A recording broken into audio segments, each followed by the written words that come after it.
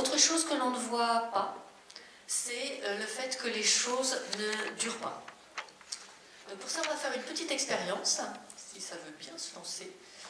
Donc on vous donne deux photos absolument identiques, personnes de même âge, on en cache une, et on vous demande l'âge de cette personne.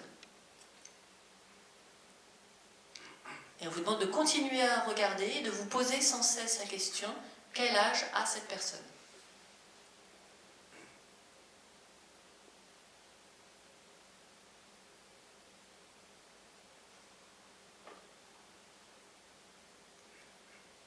Est-ce que vous pensez qu'elle est plus âgée maintenant qu'au début? Et si oui, de combien? Ça, c'était son point de départ. Et en fait, elle a 11 ans de décalage. La plupart des gens disent 5 ans, 6 ans.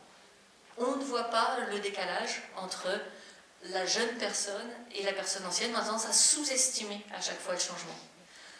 Alors, le mécanisme est un petit peu complexe, donc je ne vais pas rentrer dedans, mais c'est quelque chose que l'on peut généraliser. Nous avons tendance à surestimer la stabilité des choses par rapport à l'instabilité des choses. On le voit beaucoup plus mal.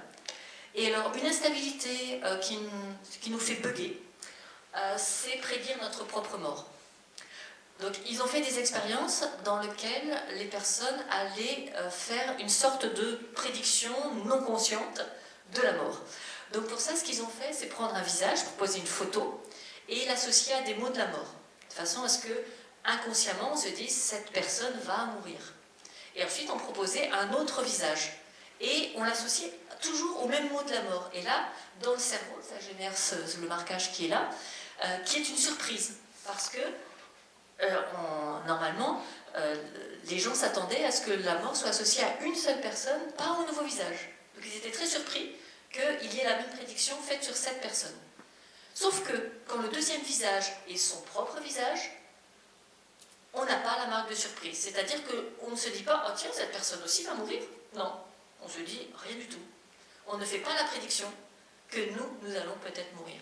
Donc la prédiction qu'on a faite sur absolument n'importe qui, cette personne va mourir, ça ne nous pose aucun problème, mais si c'est la photo de nous, non. Notre cerveau réagit de façon complètement autre et refuse de faire la prédiction que nous allons mourir.